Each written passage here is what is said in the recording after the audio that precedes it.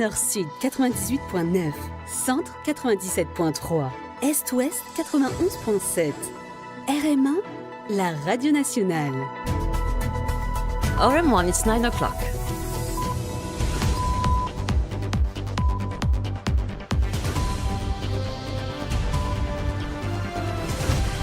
The news in English with Eric Stewart. Good morning, Eric. Good morning, Sophie. The headlines. Sattar Haji Abdullah spends first night in Mocha detention as FCC probes 3.7 million rupees suspicious deposit. Court orders Mami Ravatomang's transfer to Melrose Prison following decisive testimonies. New disciplinary framework for legal professionals set to reshape oversight and accountability in the sector.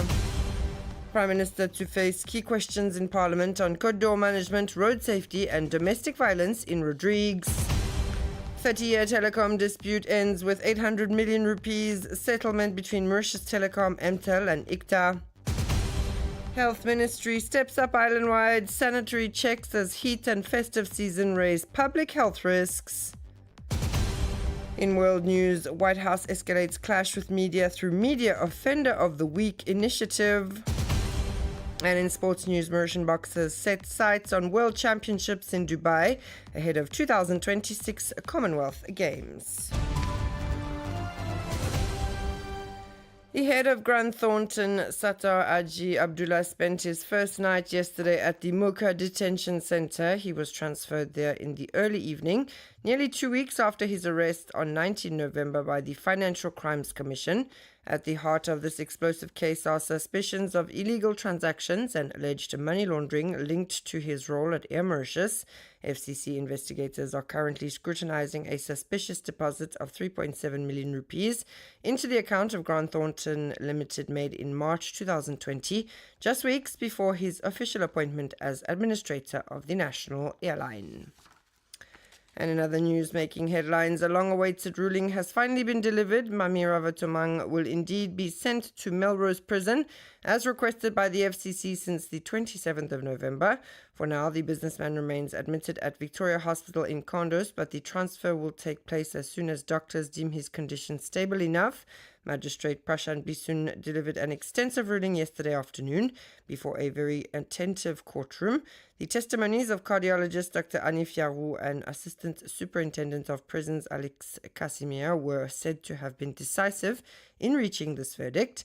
Pranav Bihari reports. Prashant Bisun's monologue lasted half an hour, 30 minutes to go through the entire case, money laundering and criminal conspiracy. He reminded the court that several charges hang over Mam Ravatomang, amounting to no less than 7 billion rupees. In his ruling, the magistrate said he had taken several factors into account. First, the suspect had already been held by the police for more than 21 days. After that threshold, the Bail Act is clear, responsibility shifts to the prison authorities. Prashant Bisun also referred to the testimony in court of Dr. Anif Yarou, the businessman's treating doctor. The doctor's sworn statement was described as wavering and indecisive, particularly when he mentioned the risk of nosocomial infections in private clinics. Such answers baffle the court, he said, adding that the cardiologist's declaration was neither impartial nor honest for a doctor with so many years of experience. Prashant Bisun also mentioned the testimony of Assistant Superintendent of Prisons Alex Casimir. His stance was clear. The officer's answers were in contrast, crisp, clear and confident. The magistrate said he was convinced that Melrose Prison meets the medical hygiene and cleanliness standards recommended by the doctors treating Mam Ravatomang. He concluded that there was no reason why Mam Ravatomang should not be detained at the Eastern High Security Prison. He further added that no additional bail applications would be considered by the court, as the suspect has appeared only once since the beginning of the hearings. Mauritius is planning on implementing a new disciplinary framework for legal professionals through the Law Practitioners Disciplinary Proceedings Bill 2025, which is being presented for second reading in Parliament. This reform introduces the Law Practitioners Complaints Commission, an independent body responsible for investigating professional misconduct and determining whether disciplinary proceedings should be initiated before the Supreme Court. The bill also sets out clear, rapid and transparent procedures, including conciliation, the possibility of issuing warnings for minor misconduct, and strict deadlines for investigations and disciplinary decisions. A reform aimed at strengthening client protection while safeguarding the right of defense for lawyers. And still at the National Assembly, the Prime Minister's question time today is set to feature a series of important questions put to Dr. Navin Ramgoolam, notably on the management of the Côte d'Or International Racecourse and Entertainment Complex, road accidents involving alcohol and drugs, and domestic violence in Rodrigues. It has taken 30 years of legal battles and a ruling from the highest judicial authority, the Privy Council, to get here. Yesterday, the oldest commercial dispute in Mauritius finally came to an end as Mauritius Telecom and MTEL reached a settlement. The root of the conflict dates back to the 1990s, a time when the incumbent operator and its subsidiary Cell Plus were found to have used unfair pricing practices to stifle competition from the newly emerging MTEL. This injustice was formally recognized last year by the Privy Council. The compensation has now been set, 800 million rupees in damages to be paid jointly by Mauritius Telecom and ICTA. This is the amount agreed upon in yesterday's amicable settlement signed by the three parties to close this long-standing dispute once and for all. And finally, in other news, with December bringing high temperatures and festive activity, the Ministry of Health has announced heightened vigilance island-wide, with conditions favouring bacterial growth, insect proliferation, and increased consumption of food and drink. Sanitary inspection teams are intensifying field operations. Inspectors across 13 regional offices will conduct tests on foods and beverages such as aluda and juices to analyse bacterial levels. Non-compliant products may be seized and surprise inspections are planned.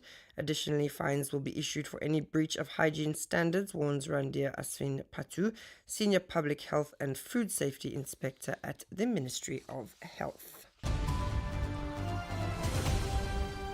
And it's 9:07. You're listening to RM1. When we move to international news, the White House has launched a new initiative called Media Offender of the Week, singling out news organizations it accuses of bias and inaccuracies. The first outlets listed include the Boston Globe, CBS News, and The Independent, while a separate Hall of Shame highlights reports from CNN, MSNBC, and The Washington Post. The announcement has sparked concern among media analysts who warn that the initiative is part of a broader effort to undermine the credibility of the press, a key institution responsible for holding power to account. The move comes amid escalating tensions between President Trump and the media after he has repeatedly attacked journalists personally and launched legal action against major news organizations, including a $1 billion lawsuit against the BBC. And finally, in sports, Mauritian boxing is already looking ahead to major competitions in 2026, including the Commonwealth Games in Glasgow. But before that, 4 Mauritian boxers have travelled to Dubai for the IBA World Championships taking place from today until 13 December. This tournament may well be the last under the IBA banner, which is no longer recognized by the International Olympic Committee. Mauritius will be represented by Fabrice Valéry, Francis Guillaume, Niven Chemben, and standout boxer Mervyn Clare. That's all from me this morning. Thanks so much for tuning in. Stay tuned now to the Intermeet playlist until 10 a.m.